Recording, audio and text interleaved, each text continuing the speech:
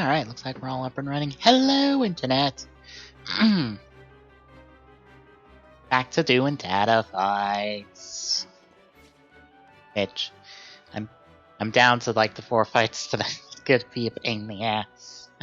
I believe it's 4 fights. I might have forgotten which fights I have left besides Xemnas. Since I was trying out Xemnas last week, I believe.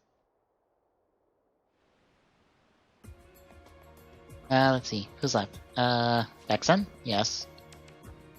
Xemnas. Zaldin. Is that it? Yeah, I did think so far.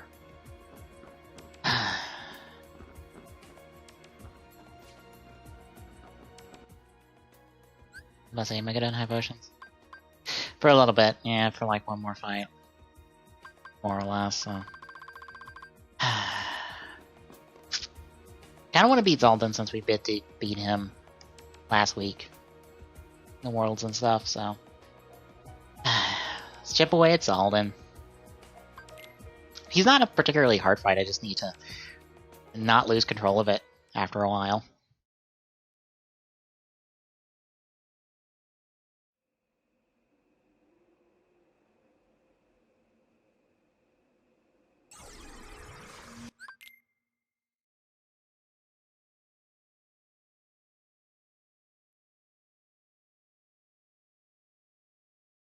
Where's the fun in this? Come on.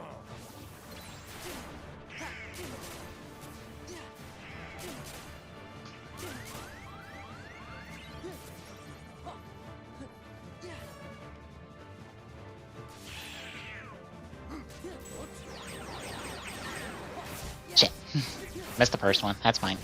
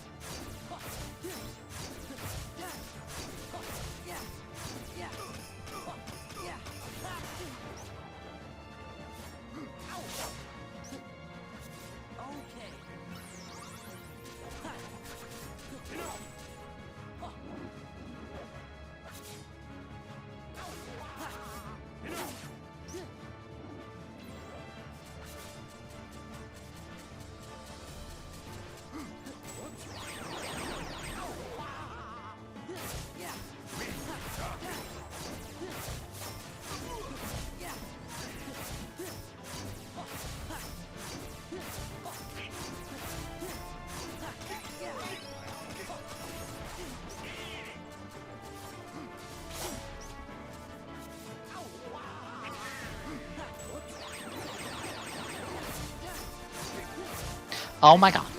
How do I keep messing up the timing on this? It's not that hard.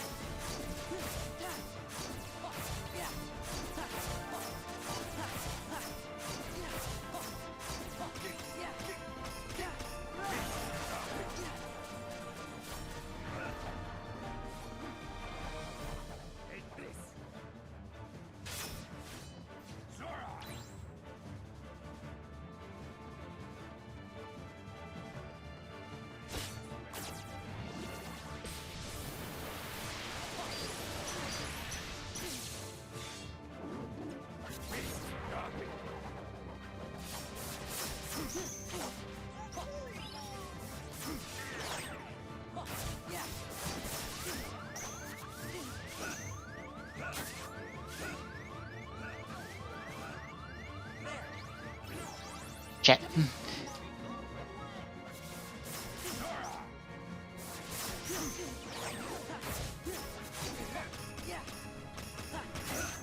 Whoop. You DM'd on me.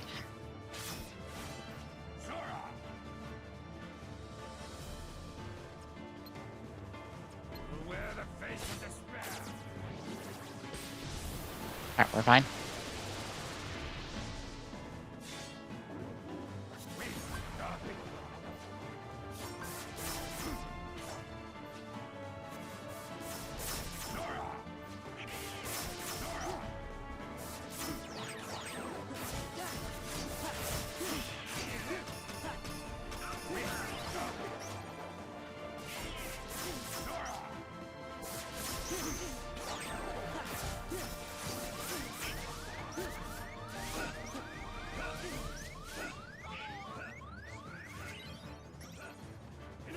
Oh, I ran right into him.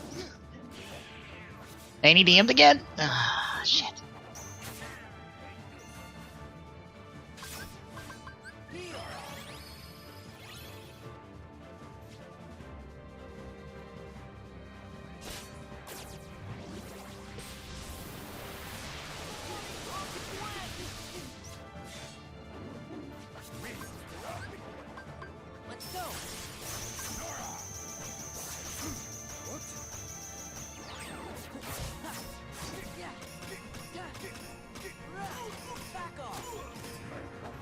You're just gonna DM over and over and over and over and over again, aren't you?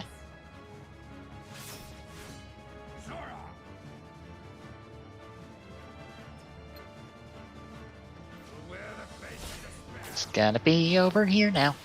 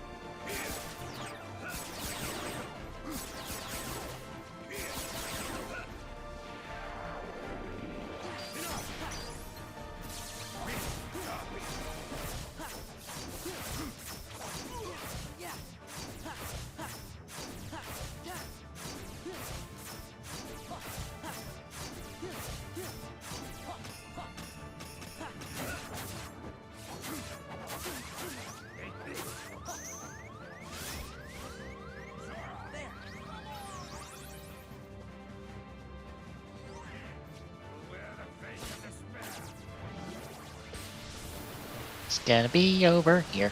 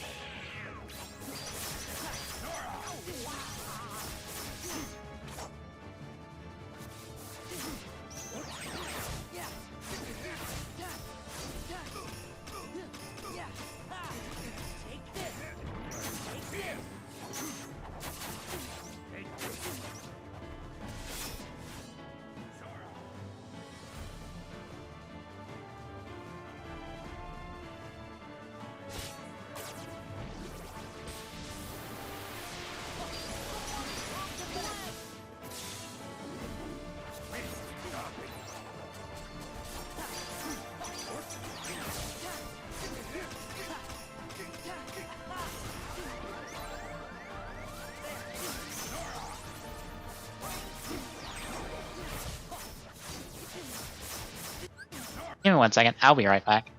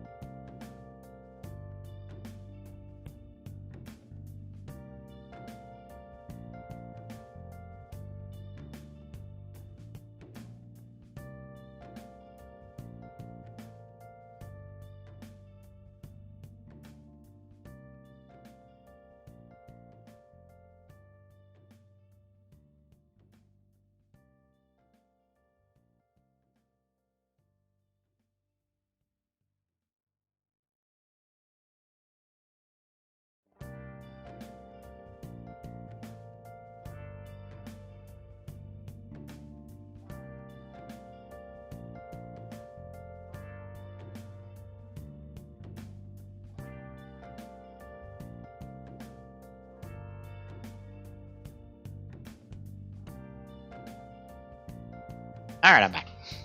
I needed to just watch my dog real quick or something. What's bad is me taking this small break. May or may not fuck me.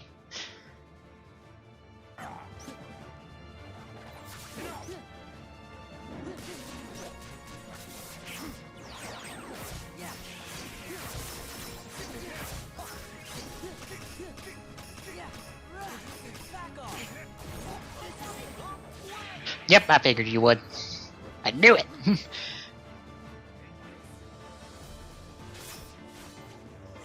I'm gonna say her. Right here. Wear the face of despair.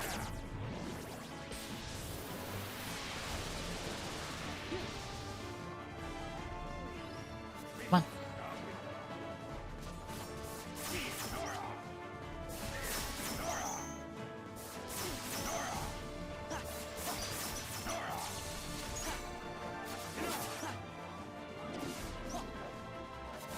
Shit.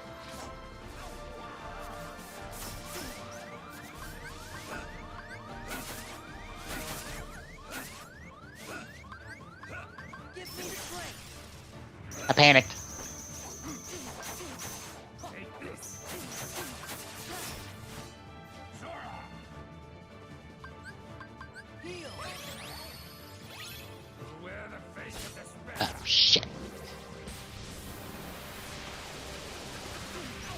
Okay, that's fine.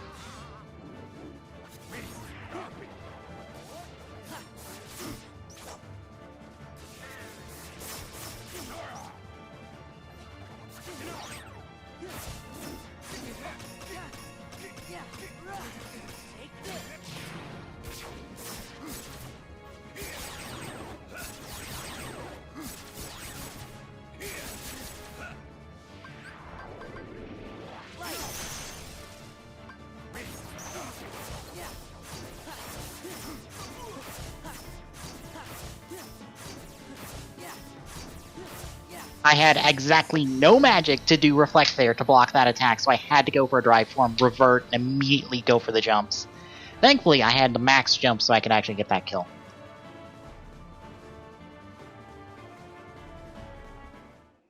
Down to 2! Technically 3, because Xemnas counts as 2. 2 fights, actually, so...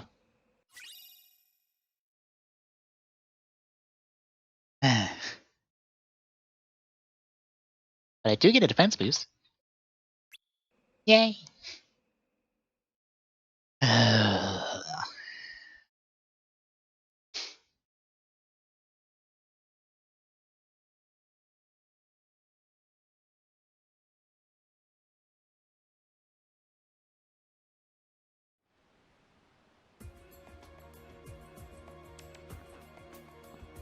the problem is that puts me fairly low on high potions, so... I don't have max, I think I'm like 2 away from max. Check. 1 away from max.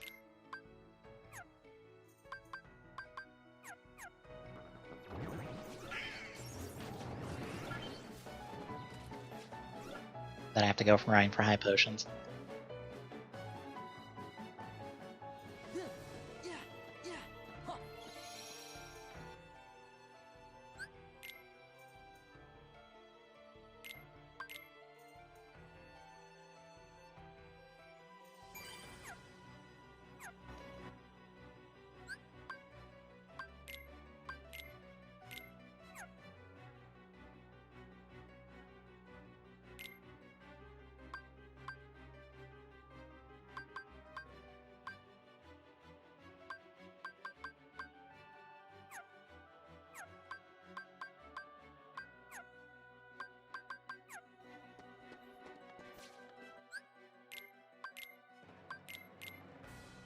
$69 defense.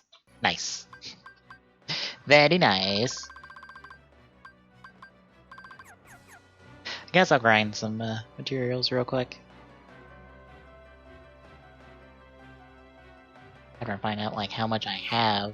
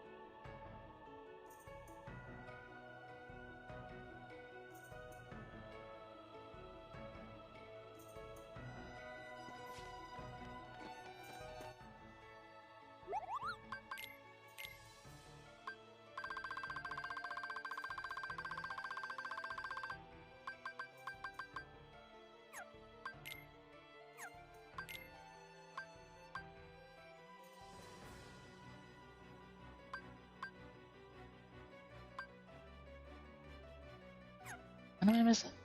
Twilight stones and twilight crystals.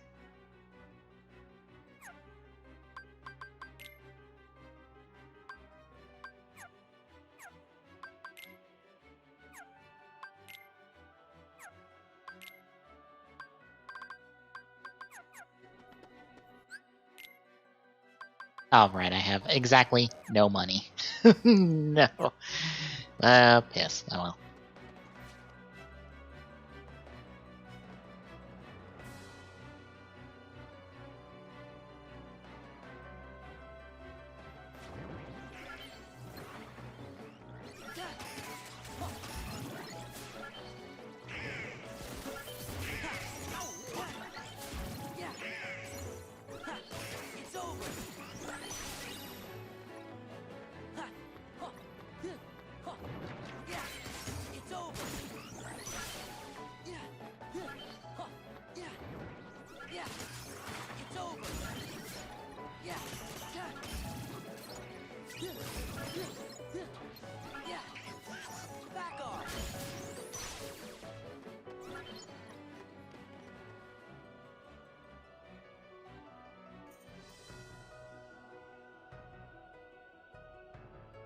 Guess I'm heading a world that never was and grinding out stuff there on the route I usually do. Just use Magnet a whole bunch. That should gave me maybe enough money to get at least a few high potions.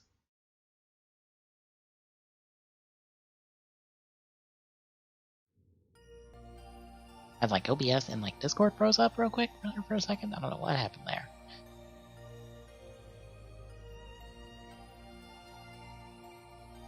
Discord, you okay?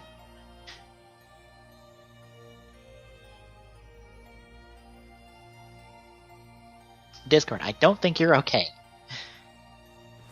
Discord, you might need to take a minute.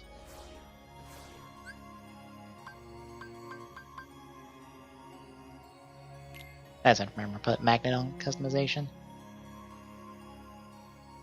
I guess I'm doing Vexen because I'll lose them this last, since I have to learn like 2 fights. As I have to like get the final Firaga strat down pat.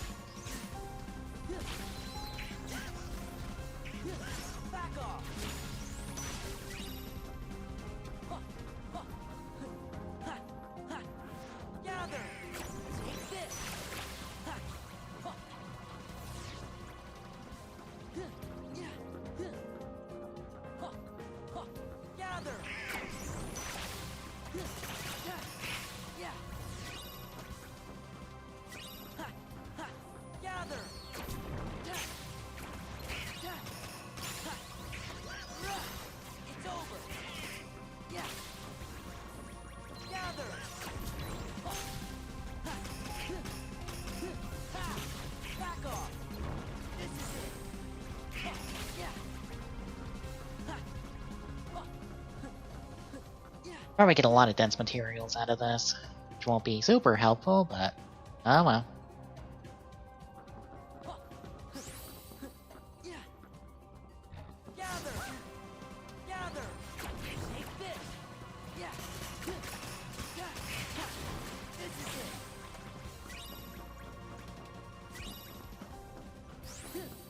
At least I'm getting refill on mana fairly decently at the moment.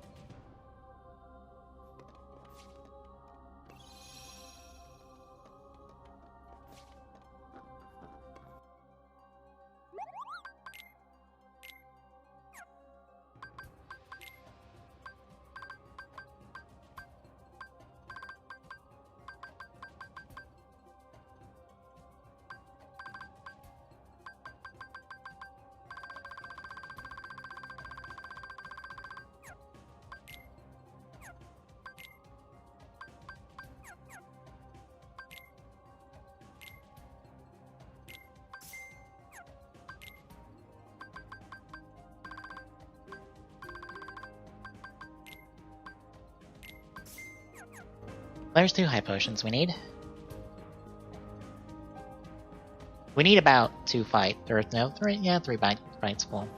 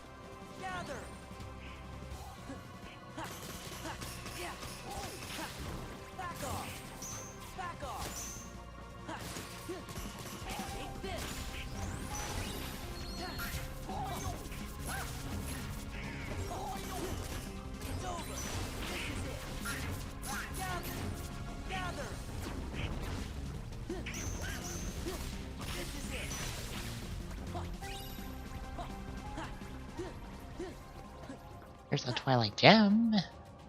Still have the Twilight stuff to make Save the King Plus.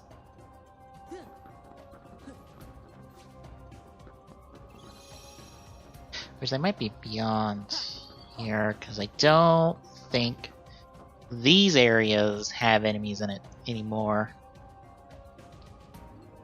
Or no, they do.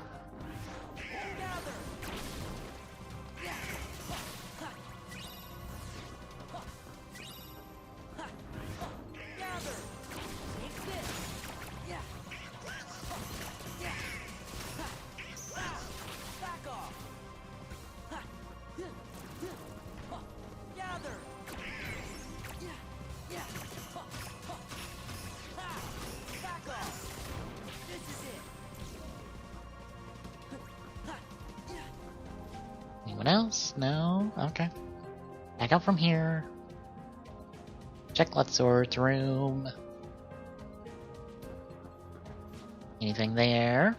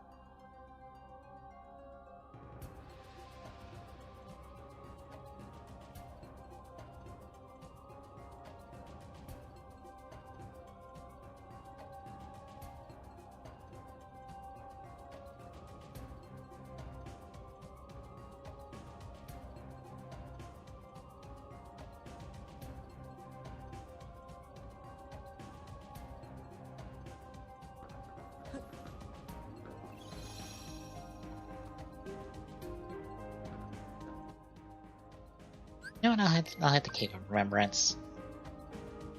Show that off, since I have everything maxed out, so I can actually navigate through there without a problem.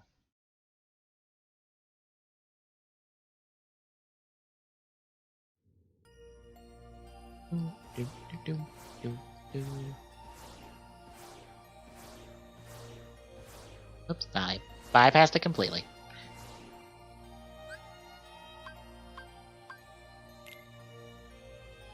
Wish there was a closer Moogle shop in Radiant Garden. It'd be way easier to do any sort of grinding stuff. Especially if you're doing Cave of Remembrance data fights. You don't have to go like 2 areas over just to do any material stuff. Or any sense stuff.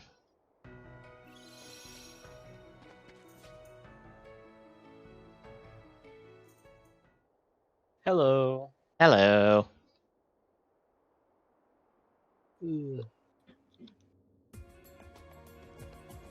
I'm currently messing around with settings on my new monitor. Ooh. It's not super great. I mean, it's a Walmart monitor, so I mean, you get what you pay for. But it was an MSI, 165 hertz, but it's only 1080p. But it's still nice, and I'm messing around with frame scaling. So I'm messing around with settings, trying to figure out what the best choice for me is. Yeah, technically my monitors are also from Walmart because my mom went and got monitors. But for... I actually got my computer because I was planning on getting my computer for graduation. And he's just like, oh, I already got you monitors. Because I was just going to pick those up when I got my computer because I was just going to get a couple from Aces. Right. They're ONN monitors. They're fine. They work. Also, give me 1 second. I have to step away. For it.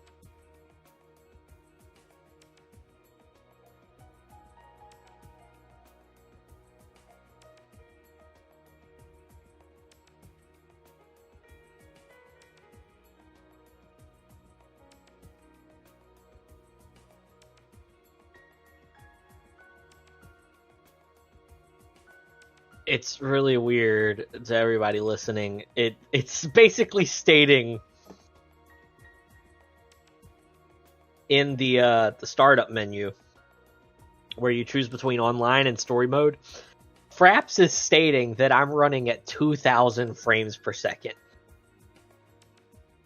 Granted, again, it is Fraps. Fraps is inaccurate anyway, but and it's also a loading screen, but still, I've never seen that high of a number ever. So, did you watch the Cyberpunk stream that was yesterday? I asked Tommy the same thing because I absolutely did. Okay. And I also watched people talk about their experience playing it for themselves. Yeah, I know Giant Bomb had Jeff Keighley's his post Cyberpunk talk where he talked about the 4 hours from the beginning? I believe it was the first 4 hours. So basically what happened was everyone got to do the same thing. They got to do the prologue. The prologue spans probably, if you do everything, probably about, I don't know, 3 hours? Okay. I thought it was Hang on. The reason everybody got the 5 hour mark is because of the fact that you get a solid 30 minutes of gameplay from each of the backgrounds.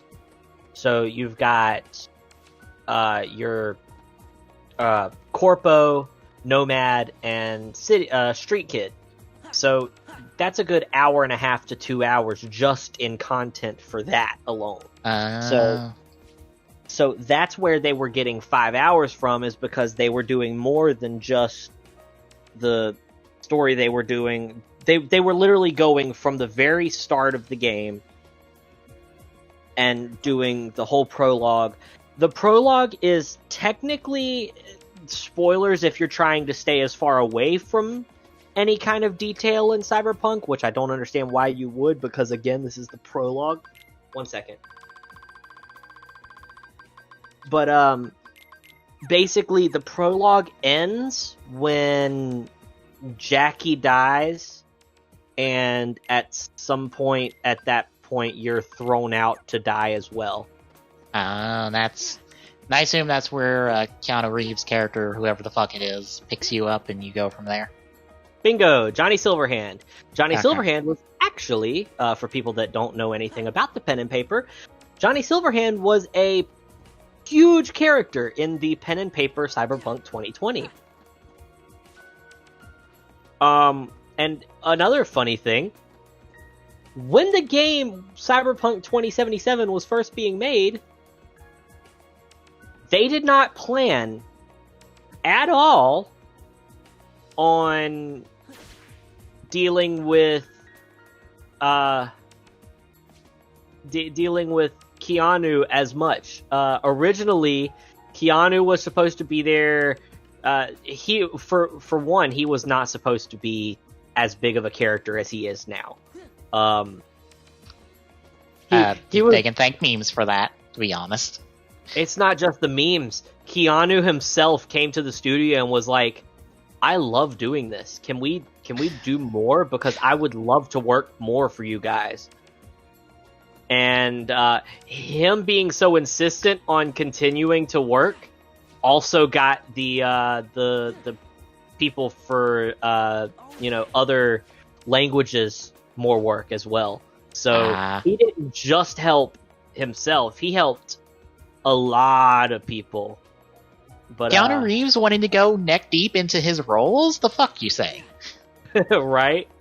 But yeah, from everything I'm understanding, this game is gonna be fucking huge. Because again, what's the average campaign length for a normal Call of Duty game? Probably about 4 or 5 hours, right? I don't know. Well, let's say it like this. The campaign length for Call of Duty Modern Warfare, the redo, was about... I was a bit of a masochist and played it on the hardest difficulty, so I played for about 8 hours. 8 or 9 hours. So, keep that in mind. That's how long that was. Cyberpunk's prologue, not even the main storyline, is almost on par with your average FPS campaign length. Granted, a lot of people get pissed off about the whole 4-hour, 5-hour bullshit when it comes to FPS games and their campaigns. But the point is, yes, it is absolutely going to be a massive game. So I'm not surprised that the demo that they gave to media influencers took these people 5 hours.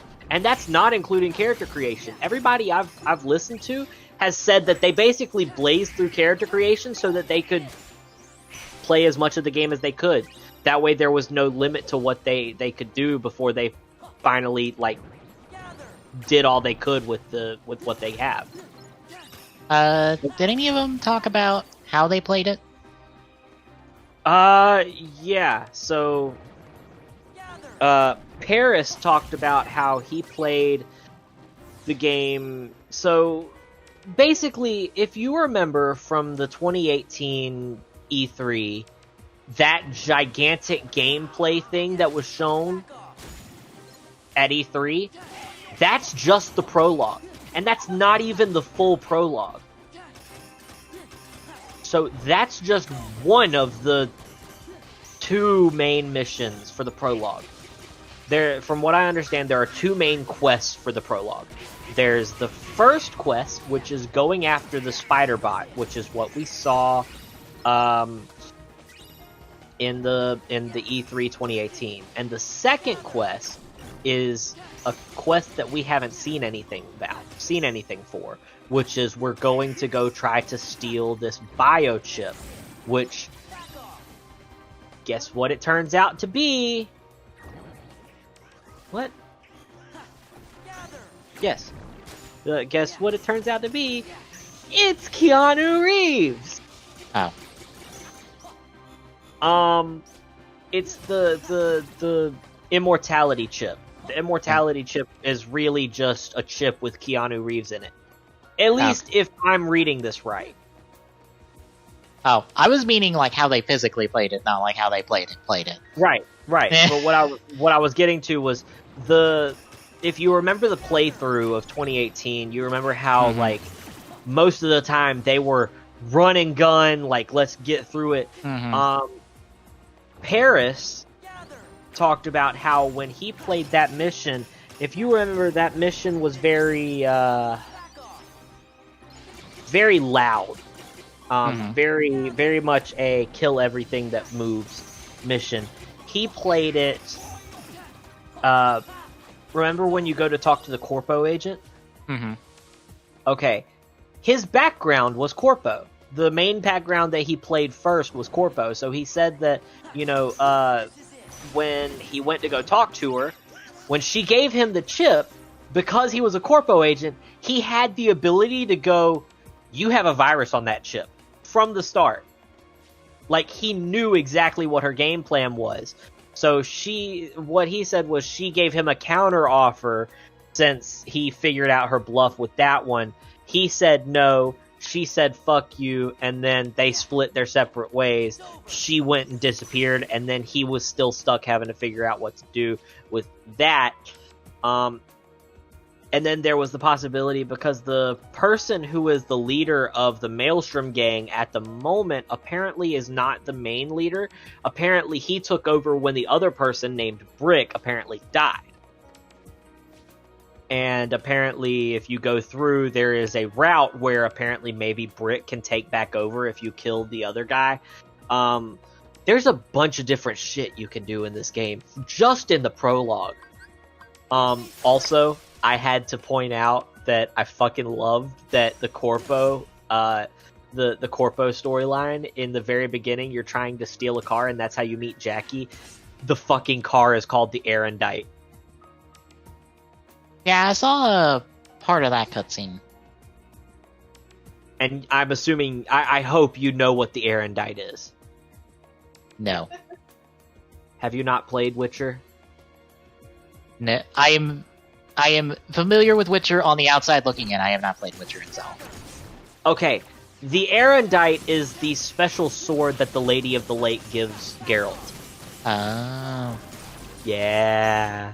So that nice little Easter egg made me really fucking happy. So the part of the EA, or sorry, the EA.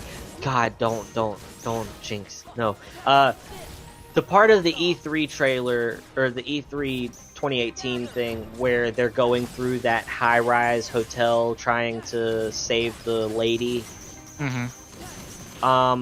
You remember that section where the guy runs behind the door, locks it, and starts shooting through the wall at you? Yeah. Okay. In that, you're able to go through the window and, shoot at him to distract him while Jackie runs through the door and tackles him. Well, in Paris's playthrough, he said that he did things a little differently, and there is absolutely a way to get through that where that never happens. If you kill the guy before he walks into the other room and goes hiding, that whole scene never happens. But from other people that I've listened to, that scene absolutely can happen exactly the way it looks. So I have to say I'm impressed that they haven't bullshitted on the way the game looks playing wise.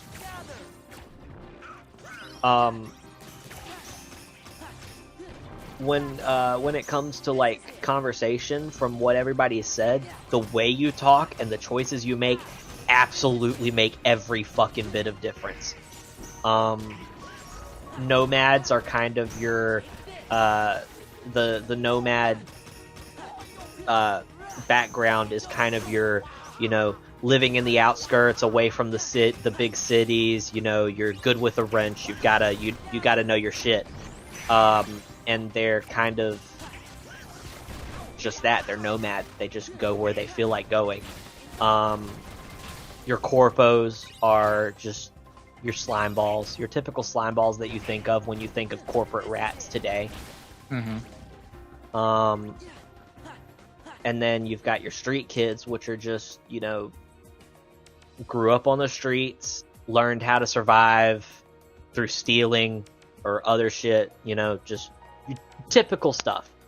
But the game gets really good in the fact that it's not afraid to accept the fact that it really is fucked up.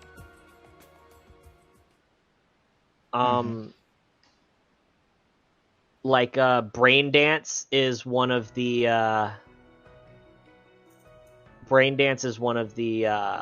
what you call it, game modes of Cyberpunk, and basically what it is Paris had, I think it was Paris that had this description. No, I don't think it was Paris. I think it was either Paris or it was HD Legacy Killer. I can't remember who it was, but they had this beautiful description of, it's basically your Witcher senses from Witcher 3 meets the investigator mode from Batman, the Batman Arkham games. I was about to say it looked extremely Arkham from what I saw. Yeah. Like it, or if you wanted to put it into another perspective, I heard another person explain it this way. It's like the Batman Arkham games combined with the rewind footage from Detroit Become Human. Yeah, I could see that too. So, I mean, it looks really good. I'm super excited. I'm super excited to see more. And I've said time and time again, I've even had people like my comment on Twitter. I'm just like, look, we're not asking for that whole 5 hours you gave the media influencers. You can cut some of that shit out. Just give us a demo to play through to bide us over until November, and we will be happy. I will play it over and fucking over again. Give us the fucking E3 demo. You know, that's perfect. We'll so many of us will fucking play through that and play through that and play through that until time comes. Well, I was wondering if you've heard how anyone played it, because Jeff actually talking a little bit about how he got to play it. Mm-hmm. Which was through NVIDIA's streaming service, more or less. Oh, you meant how as in like, okay. How they physically played this. Okay, I thought you meant how as in like how they played it in game, like how no, they played I said how they physically played this, because I was curious if everyone played through NVIDIA's like streaming service or if it was something else. For some people. One guy did not say anything about the NVIDIA streaming service. He said something about playing it on an actual computer with a 2080 Ti in it. Who was it? I think it was Skill Up.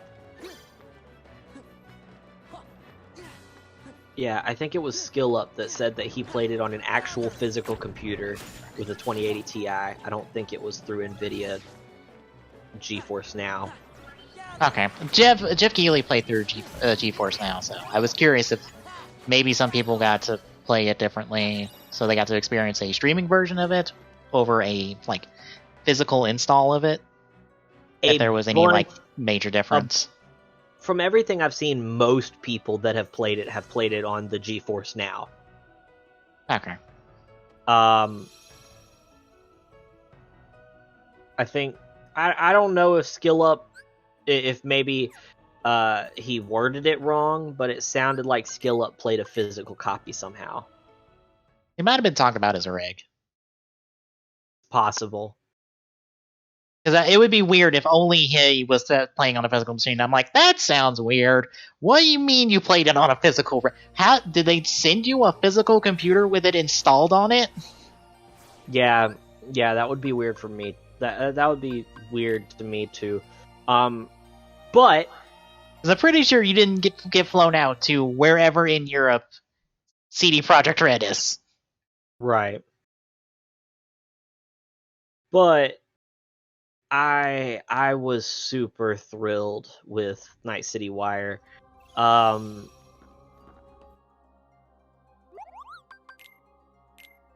Definitely, I love the fact that there were so many people that, you know, they got copies to review, but they were honest about it. They had stuff that they didn't like, you know? Mm-hmm. I know when I was listening to Giant Bomb, mainly their like post the episode talk, they weren't the highest on the investigation stuff, and I'm guessing that's just from experience with Arkham of just having to do it so many times in Arkham. It's just like, I don't know if I how I feel about this. And I forget if it was on that or it was on something else. They talked about how it's weird that this is the second full showcase of Cyberpunk, is this investigation mode, and wondering like, okay, how much of the game is this? If that's the case, like how often are we doing these like piece together mystery solves? So, from the way they stated it on the Night City Wire, if I understood correctly, we're gonna have it sounds like it's gonna be one of those mini games that's, you know, there's a bunch of opportunities to do it if you want to, but you might not have to. Mm-hmm. So more kind of side quest stuff, potentially? Yeah. I have a feeling that it's going to be a lot more side quest rather than main quest. Okay. So it's something that you could do if you want to be a completionist, or if you want to finish all the side quests before you do the main quest. But if you want to do the main quest, I have a feeling you won't have to go through many of them. Maybe a few, but I don't think you'll have to go through many of them. I am excited. Okay, if the prologue was 5 hours, okay? Mm-hmm. Let's say that there are... Let's see.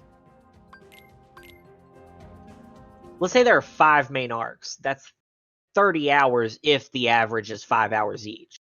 And I think they said that the main quests alone are 30 hours of content, I think.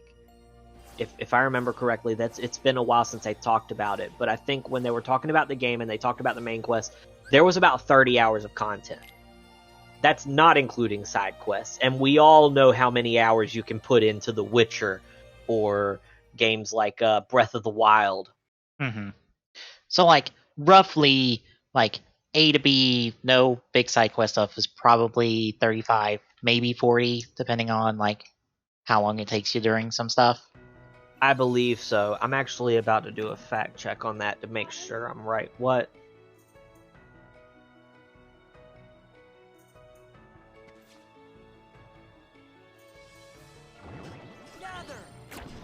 I'm about to fact check it right now. Just give me 1 second.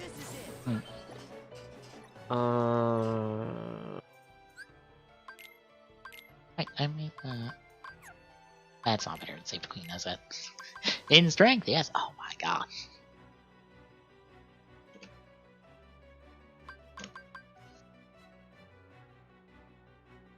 Okay, so...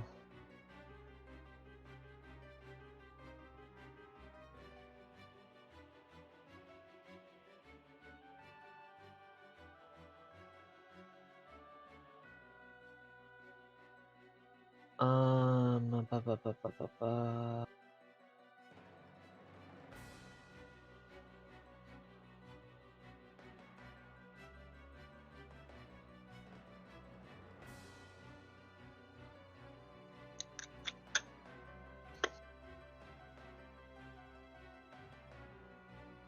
How long is main story?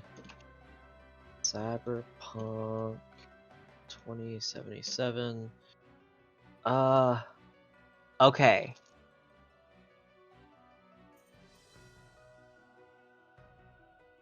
They have yet to measure every facet of the game's length, but have claimed that Cyberpunk 2077 won't take as long to complete as Witcher 3, taking somewhere between 50 to 60 hours. What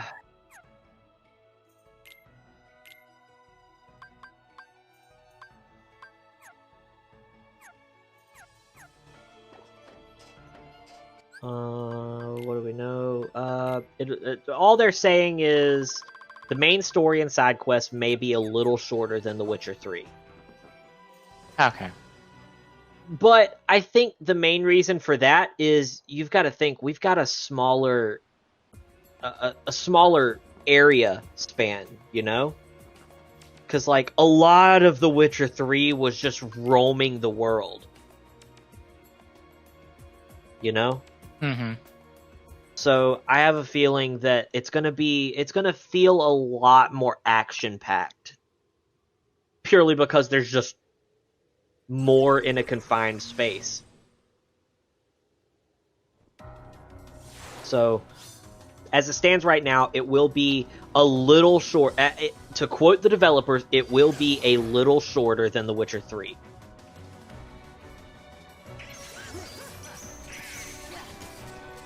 And I'm okay with that. I'm absolutely okay with that. If it's 40 hours or 30 hours, that's still better than most AAA games that come out. You know? Mm-hmm. I mean, you've got games that come out that are fucking, 14 hours, etc., and it's like, but there's games like The Witcher 3 that came out, and they're fucking so well thought out and so long.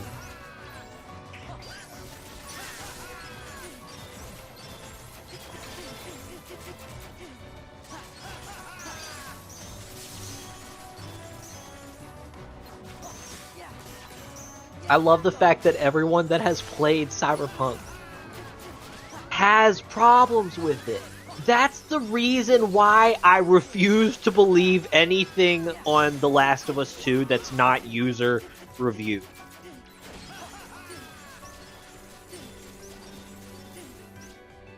People, the people in the public eye that get these games from these AAA companies, you know, if they get blacklisted, they're fucked. They don't get to try it. They don't get the first word out. And what's the one rule of thumb when it comes to journalism? It doesn't matter if it's true. It doesn't matter if it's this or that or the other, as long as you get it out first. And that's why journalism is dying, but that's another story altogether. But, you know, it's nice to see people talk about, you know, I loved it. I absolutely loved it. I had problems with this section, but I loved the rest of it. And that's fine, because I've seen people say that they had a problem with the brain dance. I've seen people say that they fucking loved the brain dance because it reminded them of, it made them feel like they're like an actual investigator trying to solve murders and shit.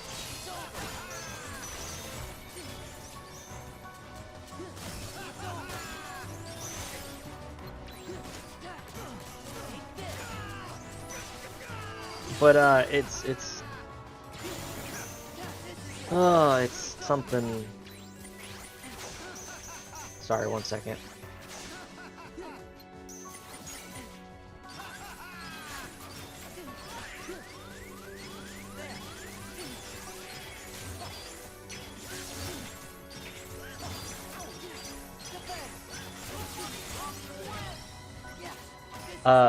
Anyway, but yeah, like, if you want to listen to people talk about it that have played it, Layman Gaming have played it, Paris has played it, that one girl that left IGN. I forget her name. Starts with the Ashley, something like that. I do not remember her name for the life of me. Alana Pierce, that's who it is. She's played it.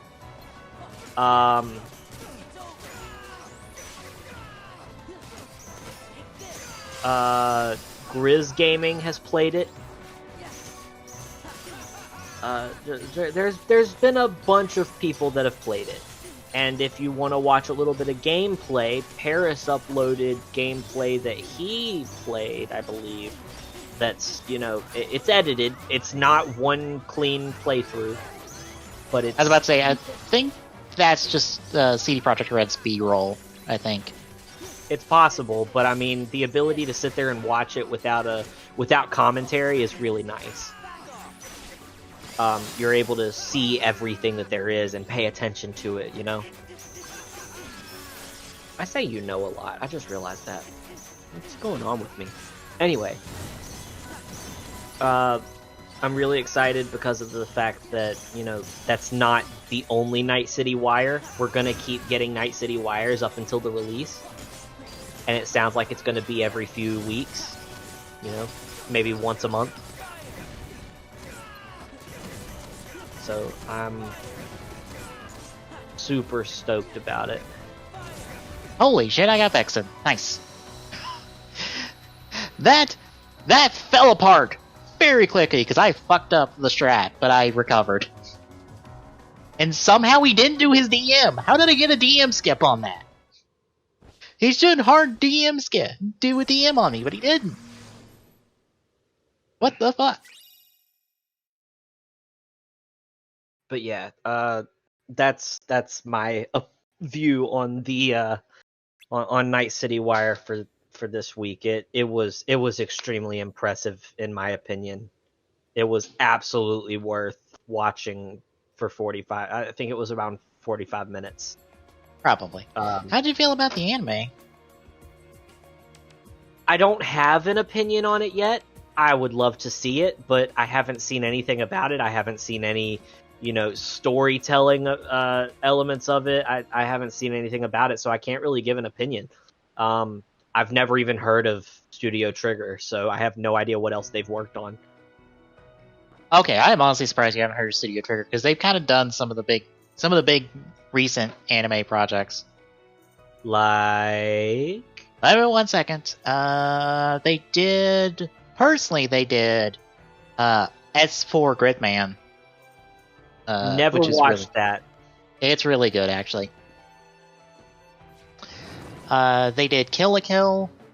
They did Little Witch Academia. So they did all of the super popular ones that I've never fucking touched, is what it sounds like. Yes.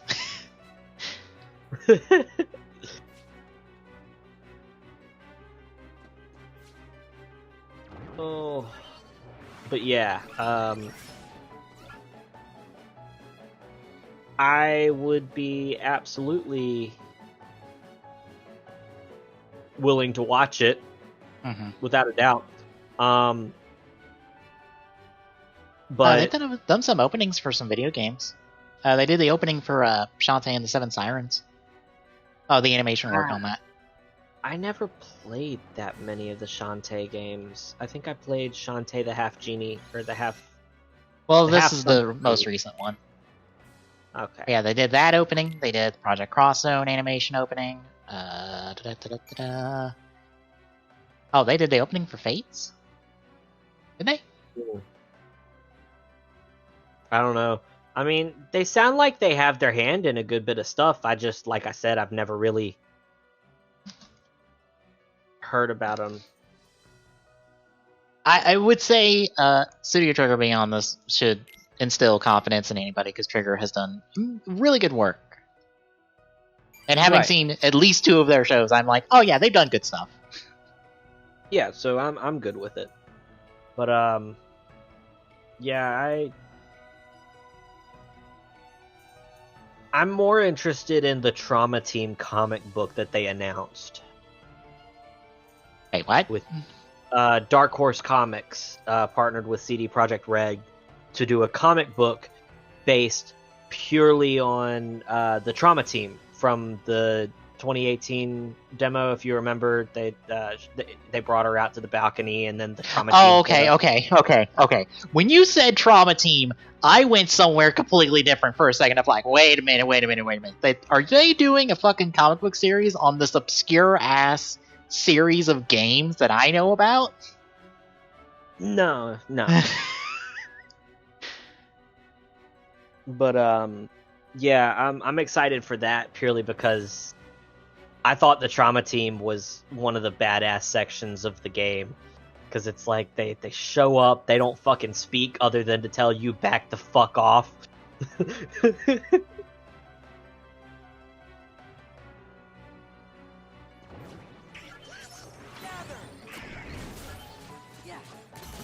Yeah, for reference, folks, Trauma Team is a series of technically motion-controlled games for the most part. They were kind of on the Wii, and I think mainly the Wii. Trying to think if there was one on the Wii U. I don't think there was, but mainly it was just, hey, here's a doctor game where you do a whole bunch of surgeries and stuff with motion controls, and I think it's kind of turned into a cult classic at this moment. Gotcha. They're from Atlas, or it's done by Atlas, I think, if I remember right. Also, I am seeing I've been seeing spoilers for the recent Power Rangers season. That their last few episodes have been airing internationally because Nickelodeon scheduling is shitty, to say the least. Oh yeah. And well,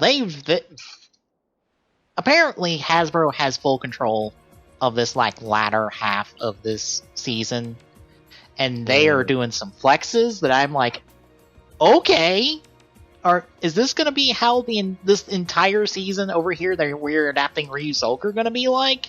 You just flexing for like an entire season? Because I'm okay with that.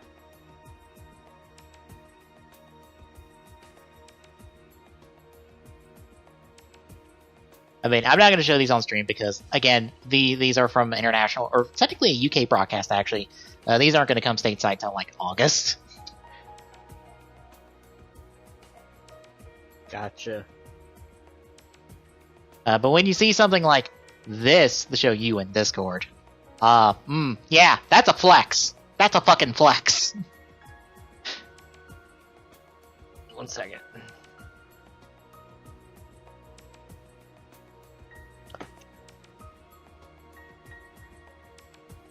Oh.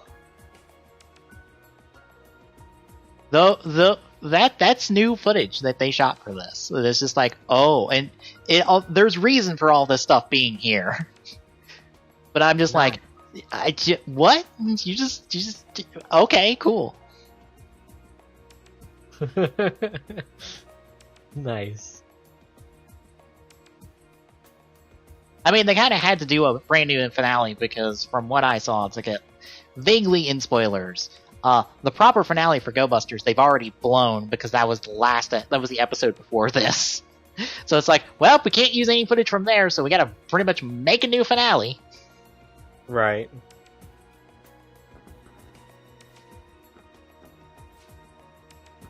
I don't want to fight Semnus. I'm gonna go fight Marluxia. I've beaten Marluxia, and his gimmick's not that bad.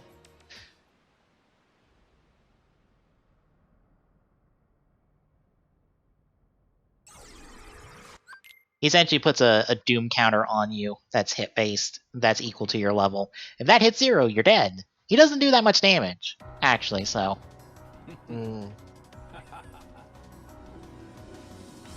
That's why crit level 1 speedruns of this do this fight perfectly, because they never get hit. Otherwise, you're dead.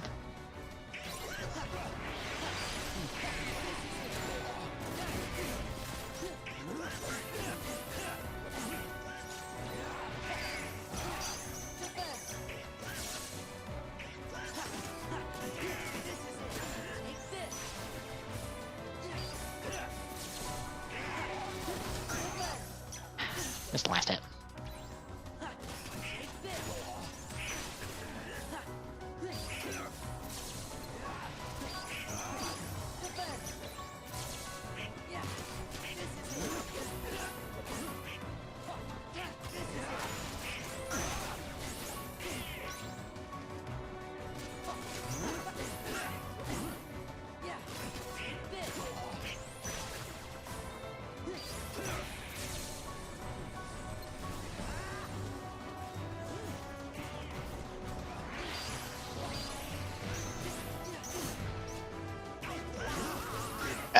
I'm not stepping those.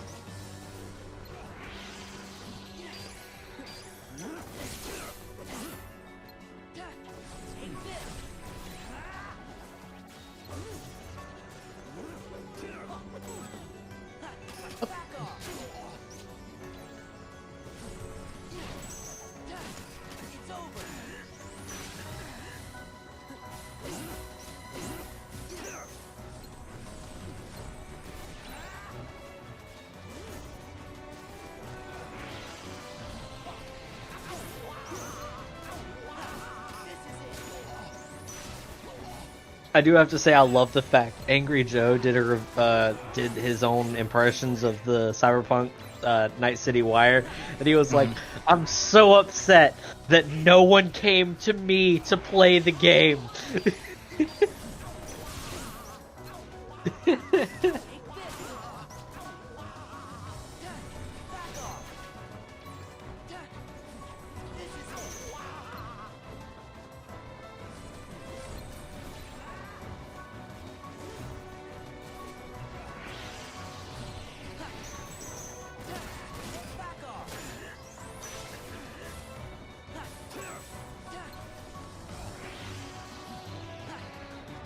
Shit.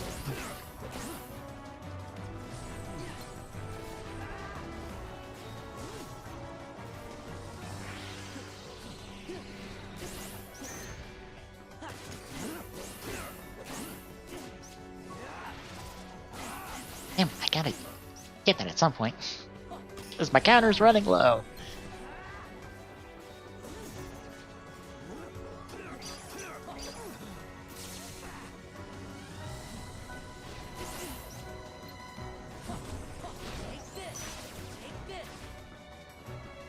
I was about to say back to the center for you.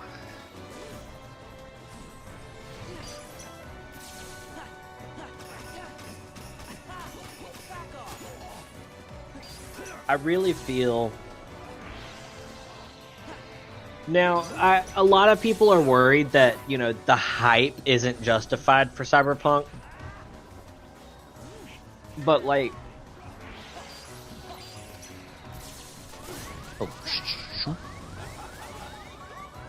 I'm just saying, CDPR has had every opportunity to fail. Okay.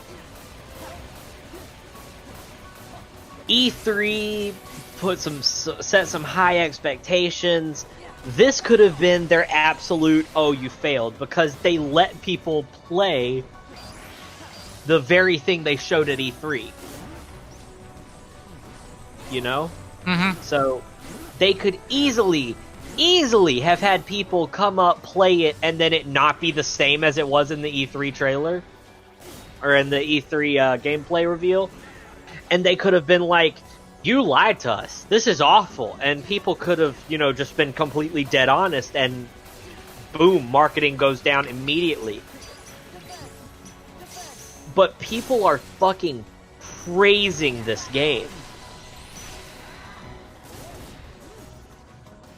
They're not talking about any kind of contract they had to sign or nothing. It's just their true impressions of the game. Mm-hmm.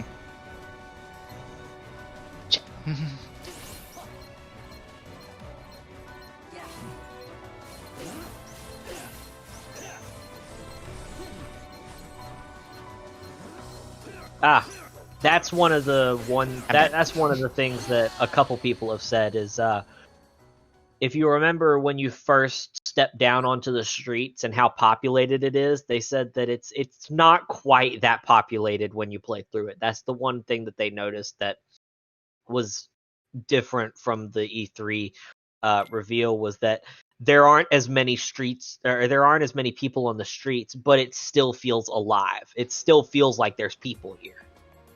Mm-hmm. And it makes sense. It probably got a bit too out of hand with that many people.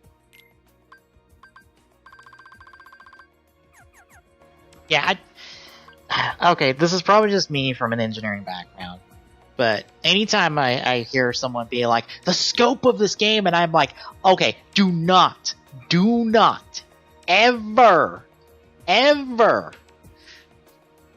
buff up a company's scope.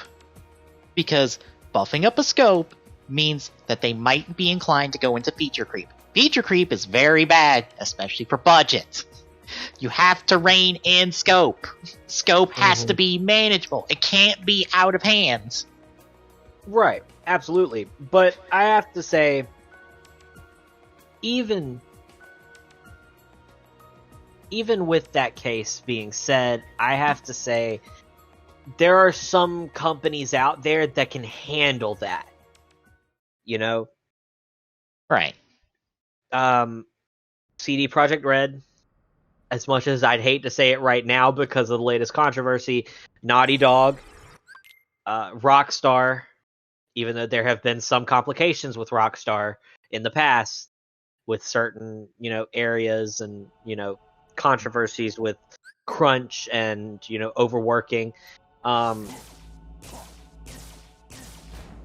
What's another? Rocksteady. Rocksteady's another good one.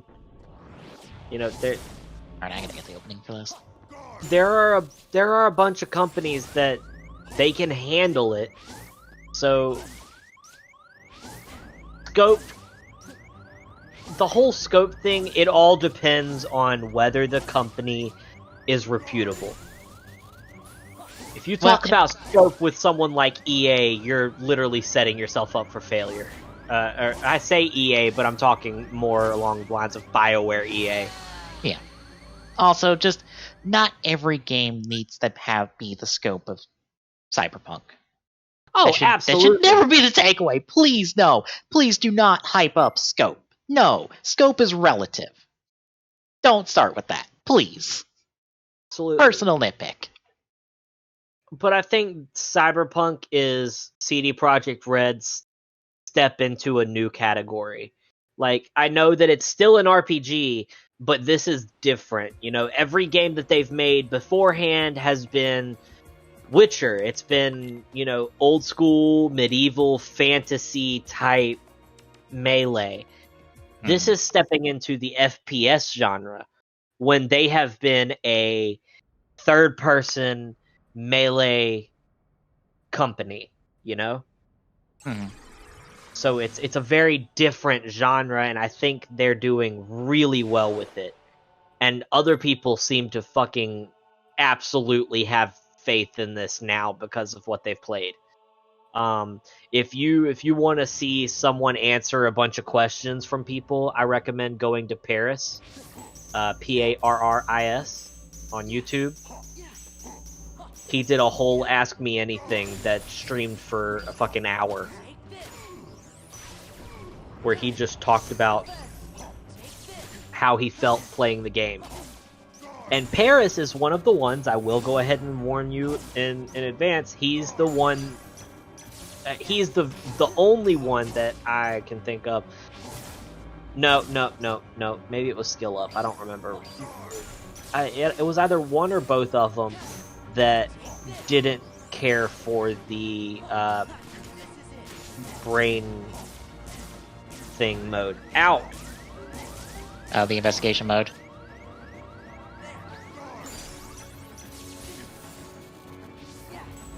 Okay. I'm trying to duel him, and that is not working. But yeah, they're the ones that didn't care for it. Other people that have played it seem to like it. Skill Up, I remember him talking about it. He said that it was clunky. And I kind of get it, but at the same time, I feel like pretty much anything when you go into this sort of out-of-body investigation type scenario is going to be a bit more clunky rather than the normal FPS walking around, because the problem is you get so used in the first 30-40 minutes of the game, you get so used to the way that plays that the second it switches off and does something completely different, it feels wrong. Well, you're more or less getting access to a free camera, which can probably be a little difficult to control at times, because it does have some very different sensitivity options to it than you're normally used to. Right, free cameras have always been notoriously fucking weird to control. And my first example and my prime example is fucking Halo with the Forge. Oh, that is. Once you get used to it and you learn how it works, it's fine. But when you're first lunged into that free camera where you're trying to build shit in the Forge, it's a nightmare. Figuring out what you're pressing and everything, it takes a minute. But I feel like once you start doing more of these side missions with the brain dance, it'll feel better. I have all the hope in the world for this game. I have from the beginning had all the hope in the world for this game. It's my faith in this game is massive. I absolutely believe this game is going to succeed, and it's going to do exactly what it's been saying it's going to do. But other than that, you know, there's only so many. There's only so many things that they can talk about, and the thing that bothered me was if you watched IGN or one of those other companies that were watching it, GameSpot, IGN, and you looked at the chat, it was downright toxic. It was awful. People were pissed because they weren't getting full-length gameplay, and it's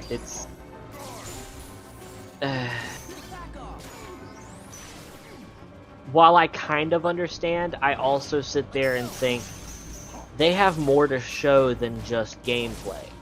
They have more to talk about, you know? I mean, they can't just show you the whole game before it comes out, then there's no fucking point in making the game. At that point, they're just making a fucking movie. You know? So, it's children. It's children with the memory span of a fucking squirrel that are like, pre-order canceled, no gameplay, dislike, flag for harsh content. It's stupid.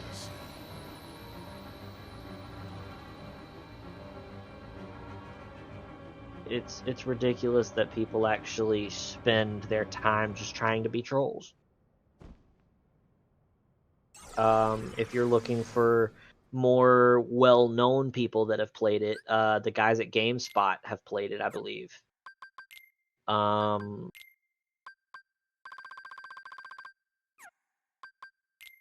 Okay, so I'm down 3 high potions. Yongya hasn't played it, but I think that's just because he wasn't big enough. But otherwise, you know, it's gonna be a good game. I really do have all the hope in the world for this game.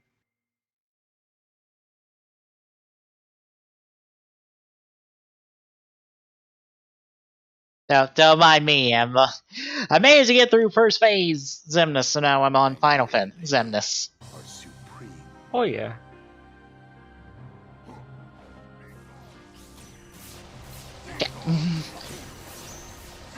Oh, Grizz Gaming also did one. I don't know if I mentioned him or not. Sounds like Grizz Gaming did an actual, like, physical playthrough of the game rather than... maybe I'm misunderstanding, but it sounds like Grizz Gaming somehow got his or her hands on an actual physical playthrough, because he's talking about playing on a pure cool build 4K. Hello. Hello. Ah. I was gonna get everything set up before I hopped in, except for the emulator is refusing to work today. Also, I have no idea where Xemnas is. Oh no. Where did he go? Where are you? To this I say, I blame Wine because I was working on it yesterday and apparently got absolutely nowhere. So And I guess it removed something the emulator needed. So, why are you using wine? Because I know for a while you talked about using Linux. I thought that you were like Linux hardcore. That is Wine Linux. is a compatibility layer for Linux Oh, to where it can use some Windows stuff. gotcha. Think of it as a Windows emulator, more or less. That's the best way to think of it, but it's not an emulator. Yeah, it's the closest thing. Because quite literally, the name of it is Wine is not an emulator. So, I mean, Well, there's a spark. but yeah. The closest thing you could think of it is an emulator. So, Oh, so I have a question. Oh no. so I might have an answer. Has everyone heard about the situation going on with Angry Joe? No. Is it related to all the other stuff that has circulated about various Twitch streamers? Kind of. Is it in the same basket? It's in the Me Too basket. Oh, yeah, that's the same basket then. Yeah, okay. Okay, Yep. that. That makes sense. Yep. Yeah, well, Well, the funny thing is, I'm not discrediting anybody at all. I'm not saying anybody is telling the truth while anybody is lying. I'm not saying anything of that nature. But as it stands right now, the facts lean more toward Joe being innocent. In my opinion, this is my personal opinion. The way the facts look, it looks as though Joe is innocent. It looks as though the allegation was brought up and that there was some kind of misunderstanding. But this was an event from this was something that happened like 2 or 3 years ago, and it's just now being brought up. You know? okay. All I've got to say on the situation, and I'm leaving it at this, Obviously, is I with all of the allegations that come out late, I always have that little bit of doubt, wondering if it ever actually happened the way the person thinks it happened. I'm not saying it didn't happen. I'm just saying I wonder if a lot of these accusations that we're hearing about that have happened years after the fact might not have actually been as bad, but no one's around to be able to be like, yeah, that wasn't that bad. right? It's one of those, I'm not saying it didn't happen, because that would be kind of stupid to just have that blind eye that way. Just the same as I feel like it would be stupid to say everyone coming out saying that is telling the truth. I'm sure there's errors in both sides of that, but I have to wonder when it's something that has been a couple of years out. Because, I mean, this isn't something new. I could get it if it was something that maybe happened 20 years ago and you realize, I can speak up about that now. Because the world was different then. But it's like, I have to wonder how much truth and how much false is in some of it. Oh, And that's one of those I'm like, I don't discredit anyone, but that's just kind of my stance on it, where it's like, yep. Yeah, absolutely. It makes absolute sense, because a lot of what was talked about in the article that the girl wrote was just either hearsay or I'm just going to put this out there. If you are waiting on me to piece, then you might as well just keep waiting because I am Oh, waiting okay. on updates to finish before I can even Oh, think okay, to my try bad. it again. But a lot of it was hearsay. A lot of it was, I don't have proof other than, text messages between me and Joe. And the text messages were harmless, really. I mean, It depends on the circumstances okay, at that time. Kind let of concept is how I look at stuff like that. It's like there are some weird, twisted people that actually think that is a form of endearment when it comes to stuff like that, and then turn around and once they're mad, they use that as ammo. Oh, absolutely. I'm not going to say there's not, but at the same time, it's like, yeah, I would like to know the entire situation at that point when those messages happened to determine that kind of deal. I don't feel like the pitchfork needs to be out just yet. Let me put it in the perspective that I have of this. So one of the things that occurs, it's a prime example of misreading a situation. She meets him at a PAX, at one of the PAX. I think I think she said she met him at PAX 2017, 2018. But she meets him at the PAX, and then they decide they want to hang out. Well, at 2 o'clock in the morning, they start texting each other, and then either the next day or at that same exact moment, he offers for her to come hang out in his hotel room. And she agrees. Now, up to this point, at this point, she has a boyfriend, but she does not mention this to Angry Joe. She does not mention this to anybody. As a matter of fact, her boyfriend was present, if I remember correctly, and was just told not to worry about it, go home, and everything was fine, and then when asked about it, just said that he was a friend.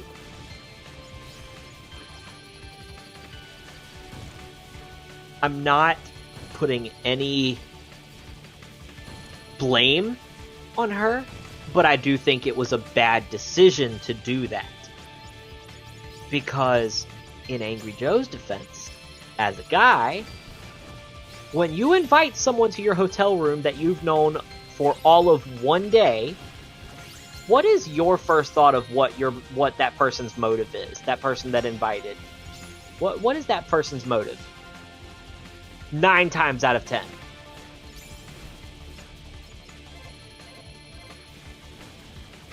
Hello? Did I lose connection? No. Go ahead. Just keep going. Okay. 9 times out of 10, that person's motive is, yes, he's looking for sex. He's asking you to come to his hotel room at 2 in the morning. Yes, he wants sex. And then there was a situation where he made a joke about, he's gonna go take a shower and then asking her if she wanted to join him. She laughed and said, "You're funny." He said, "I know, I am funny," and went to take a shower, and he was like, "But the offer's on the table if you decide I'm not." Teasing. But now it's being used as just like you said, it's being used as ammunition. Now, 2 years later. At some point, Joe gets mad at her about the fact that he invited her to a party and she's handing out business cards. This is all her words. I can even pull it up if I need to. He gets mad at her when she's passing out business cards and supposedly pins her against a wall. He claims that never happened, and he's got legal counsel, going through everything to prove blah, blah, blah. But supposedly, according to her, he pinned her to a wall, and called her out on her bullshit because he invited her thinking that she wanted to hang out and that she wanted to become friends, but rather she was just there trying to panhandle for people to, view her channel.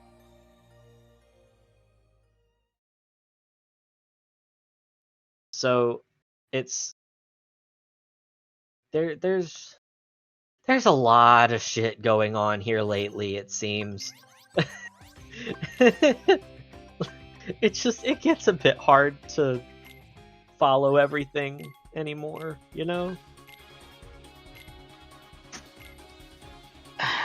Oh my god. Why is this still not working?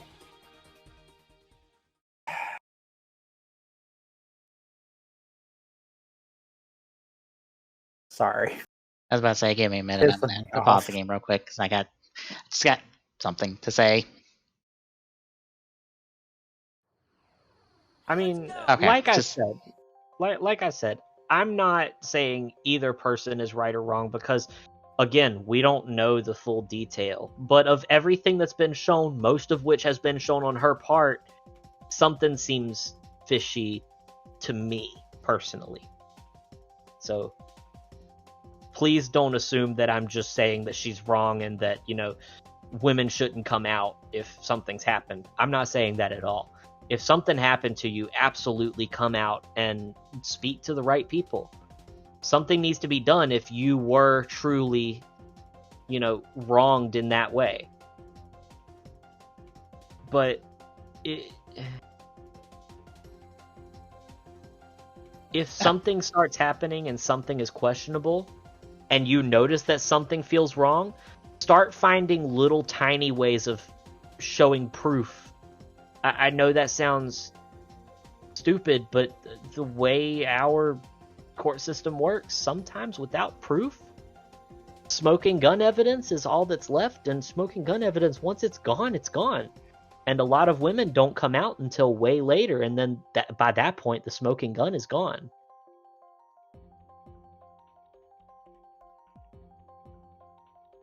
Men too. If anything happens to men as well, get help. Say something.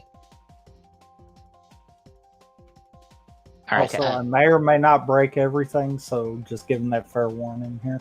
Alright, Okay. just I'm done. Go ahead. Right. Personally speaking, it is not my place to speculate or to get into minutia of any individual allegation or whatever. That is not my place. That is the place for someone who has legal authority to do so. So, I would rather not speculate on if something happened or not. Because it is not my place. I am not the person that should be doing that. I should be in no way, shape, or form influencing that argument at all, one way or the other. That is for legal counsel. That is for legal authorities. I would rather not. Simply put. If you want to come out, do so. Whatever you have to do to get your word out, do so. But it is not my place to speculate on any individual ones. So, that's what I wanted to say. That's why I have not said anything. It's because I don't want to. It is incredibly not my place. That's fair, but it's also... the internet is not the place to come out. The proper authorities are the place to come out.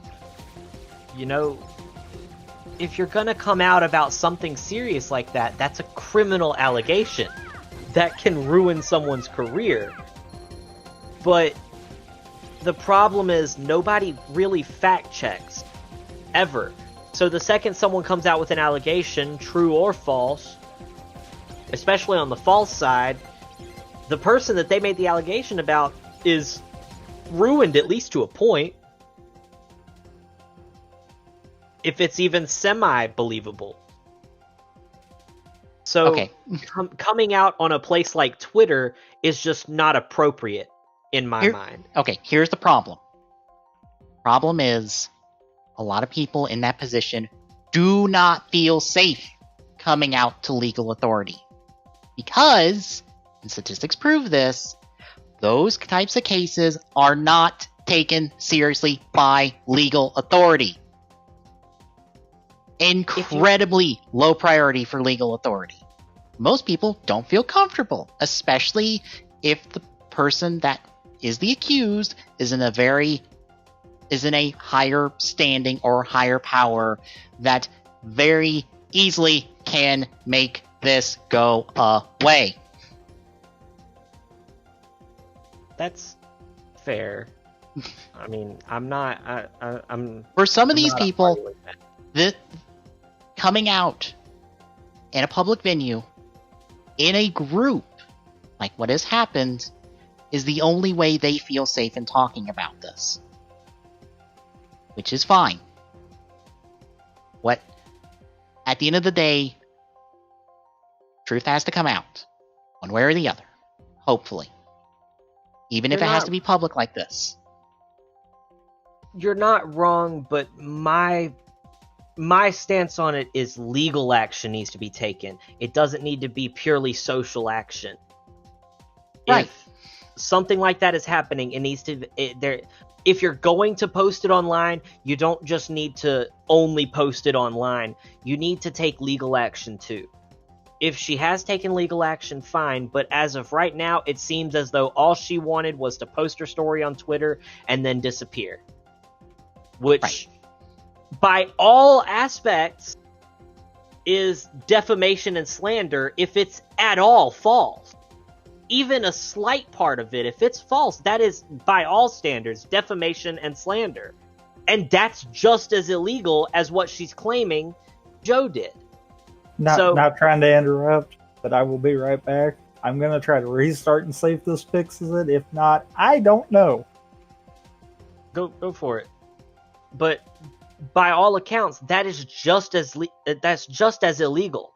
So if you're going to do something like that, you need to have some kind of proof to back it up, even if it's something as simple as an eyewitness, which she claims she has, but no one else, as far as I've seen, has spoken up as eyewitness.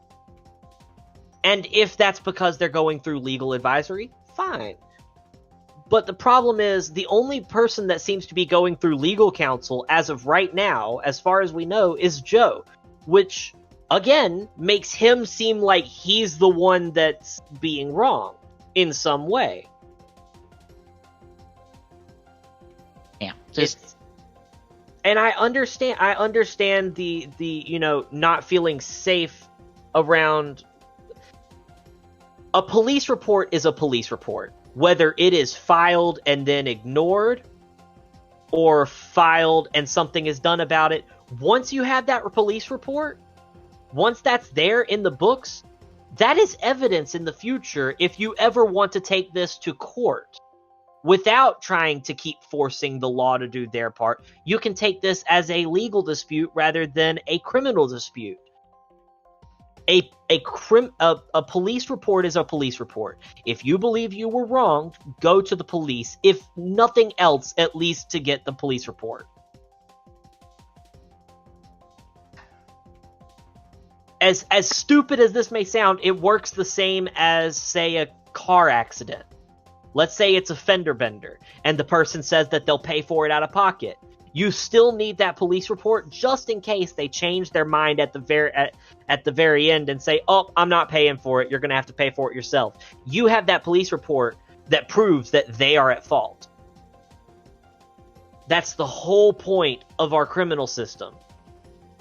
If the criminal side of it can't get the job done, the legal side of it can. So if you are wronged in that way, even if you don't feel that the police are going to take, priority of it, they are obligated to at least file a police report that shows that you went to them and said that this happened. And that's even more evidence to your benefit. right, but So, I would rather not speculate. Because yeah.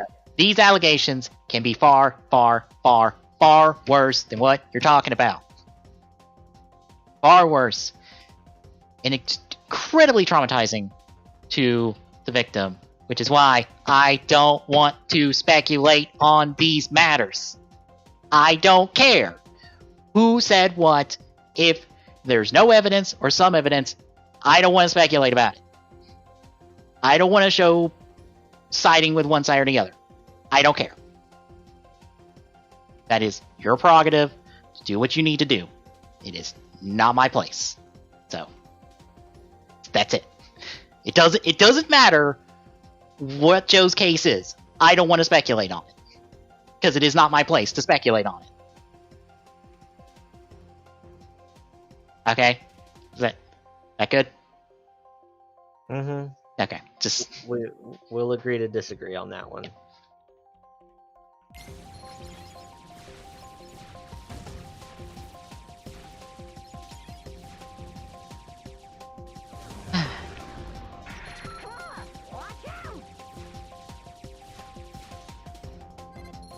Just for anyone watching, just keep in mind, if you place it on the internet, people on the internet are going to talk about it.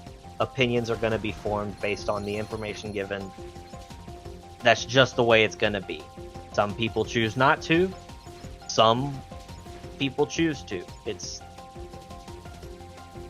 That's just the way it is. Be prepared for both sides.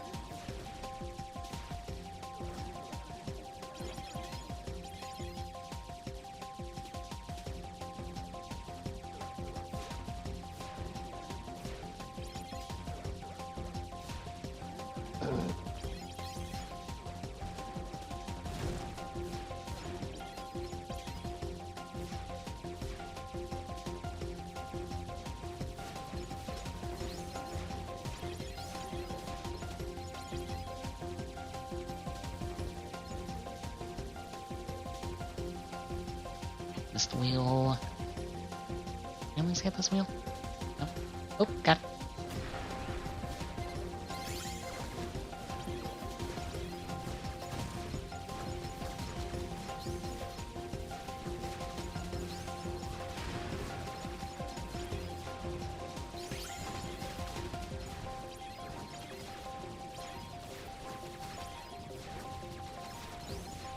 Alright, well, I think I'm gonna hop off. I'll talk to y'all later. Alright.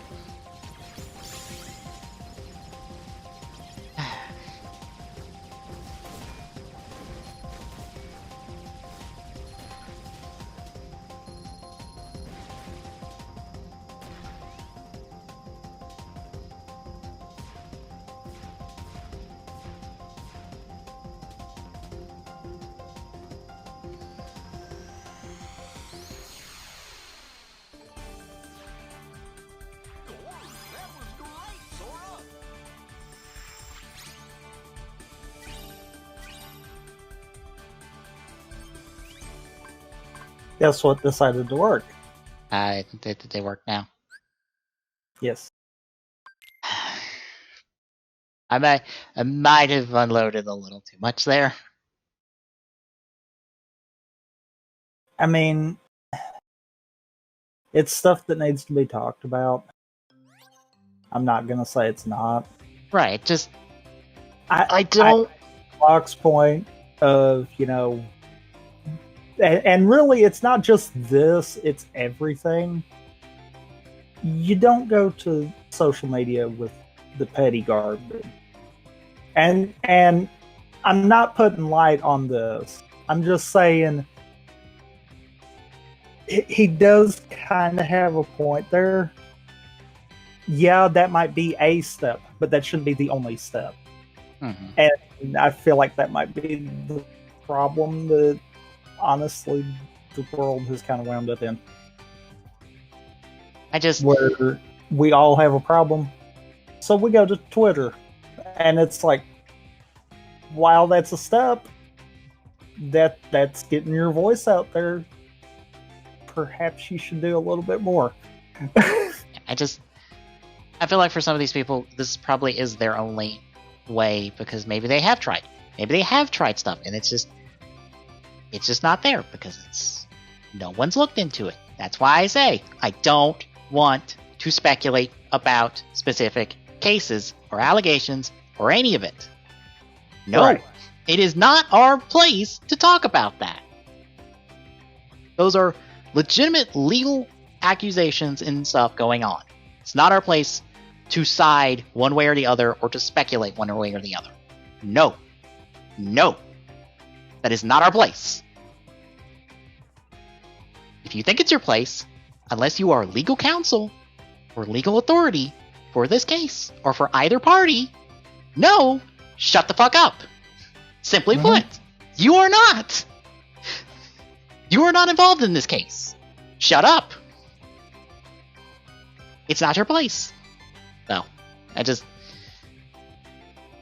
that's what I wanted to get across is don't speculate about specific cases. It's not your place, especially publicly.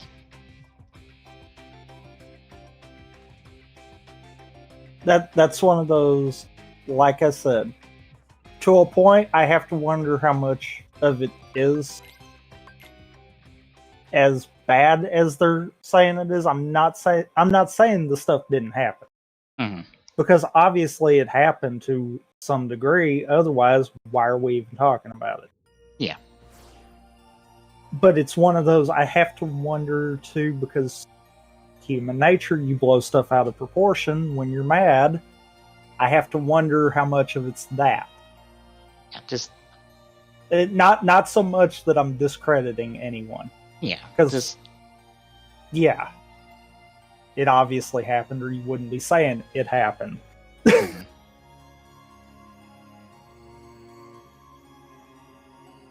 Oh, my Switch controller's dead. Uh-oh. Oh no. I just don't want to get into the weeds on this. It's happening. Yeah. It's happening. Whatever is the truth will come out. Whatever needs to be done will be done. I just want this place to not get mired in that. Simply put. About who done it and what. That just, no. Cutting the conversation there. No. Just, no. We're not getting into that. Because I don't want to get into it. Because I don't want to influence people one way or the other on this. Which is clearly a legal matter that it can have a lot of gray.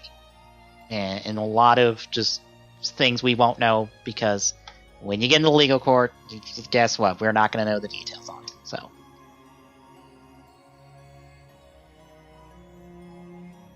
And spiraling out from tweets and stuff, you don't know the full story. Even if you think you know the full story, you don't. So don't speculate on the matter in a public venue. Please. Because that puts... you are putting pressure on the people who are coming out. And even if it's unrelated, you're still putting pressure on those people that are coming out. And potentially stressing them out. Because now they might be second guessing what they're doing. Even if they are valid. So just be open to what is going on. If things go one way or the other, that's just how it is. So anyway, moving on. Something else. Please, God. Well, that would be really easy to have something else if, my controller would charge. Oh no. I didn't know it was dead, or I would have unplugged it up.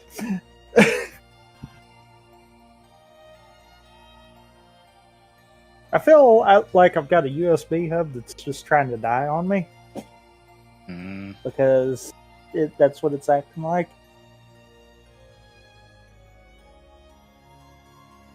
Oh, really?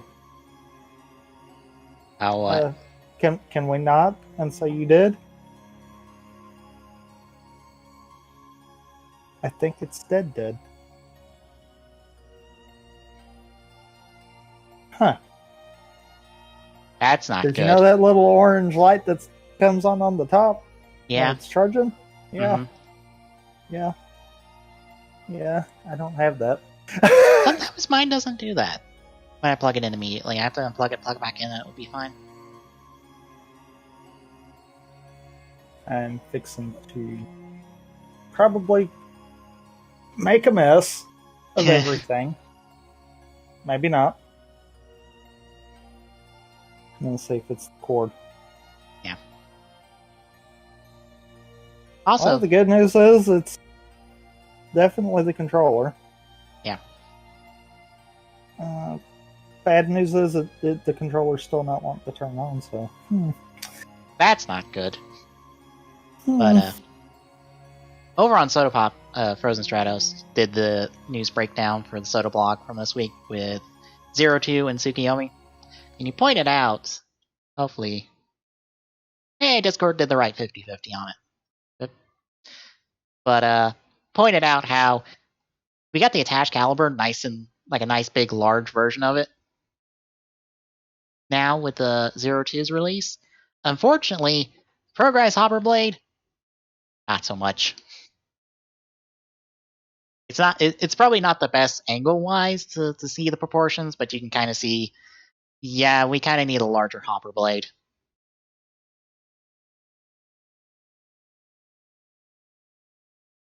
So remember how I said I killed the controller? Uh-huh. Yeah, it was so dead that it just now decided it's going to work. Oh no.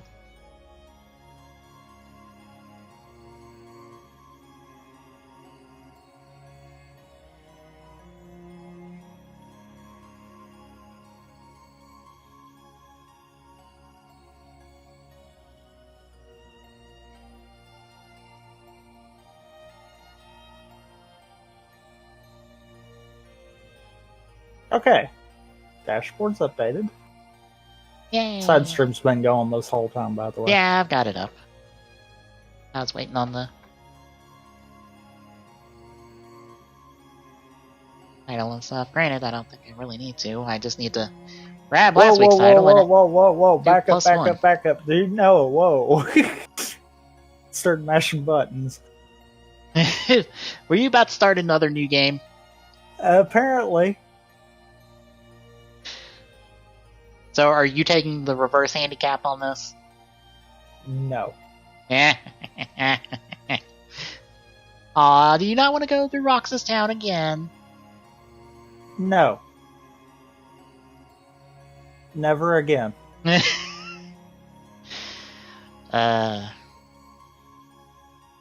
I got all my PS2 memory card data transferred over in the Nice. PSS.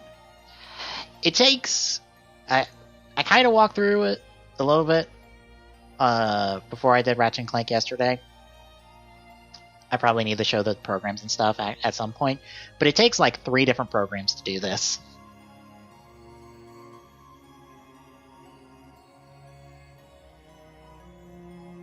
Because Alright, I was trying to level up Limit Form. Ah.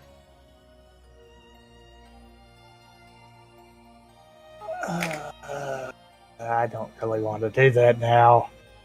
Oh no. But Go ahead. yeah, honestly, the easiest thing is actually pulling it off your PS3 because you can just copy it onto a flash drive after you formatted it to the right file type, I think. Because the PS3 has a different like file typing than the standard one, if I remember right. I think that might have been just a hard drive. I don't remember. Anyway, once you do that and you copy everything over, it's all in folders. And what you do... Is it only... Hang on. I might be skipping a step. Let me pull up the original backup I have.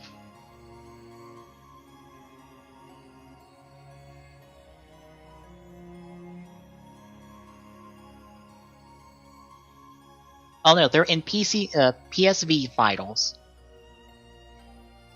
And then you need a PSV Exporter program, which is easily get a hold of. You just search PSV Exporter. You put those into there, and then that exports them out into a folder. And once they're in that folder, you get a bunch of files and stuff. You take all of those, you then into... what is the name of this program?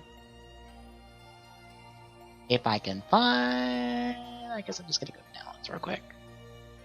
Should be right there. You take it to a PS2 save builder. You drag and drop all of the files in your specific folder that you're trying to build, because each one of those folders is more or less a save. So you take all those into a PS2 save builder, and then you copy the name of the folder you pulled those files from into a specific, like, text box. I think it's a key of some sort, I forget what exactly it is. Then you save all that as a save file. Then once you're done with all of those, you take it into a program called MYMC, and that loads them into the memory card stuff for PCSX. And then you're done. Here's the problem. Every other program besides MYCM you have to do individually per save file. So it takes a while if you have a lot of memory card data like I do, having built it up over a number of years.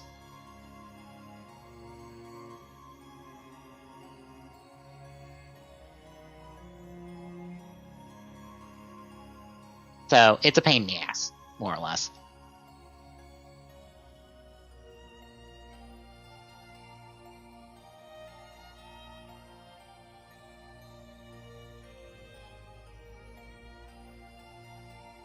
Okay, I think you got knocked out of the triangle on that one.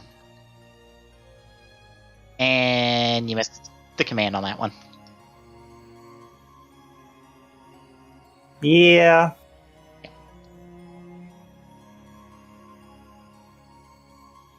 Honestly, with limit form, it's just...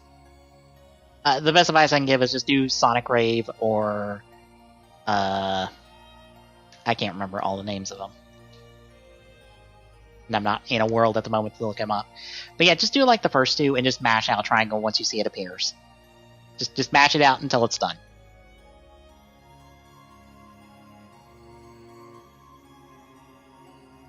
It's the simplest, easiest thing you can do. Oh boy. What? You saying that's the simplest, easiest thing that I can do? Yeah, I have tried mashing out triangle and just no. Bear in mind, don't be in your shortcut menu when you do, because it will eat the input, I believe.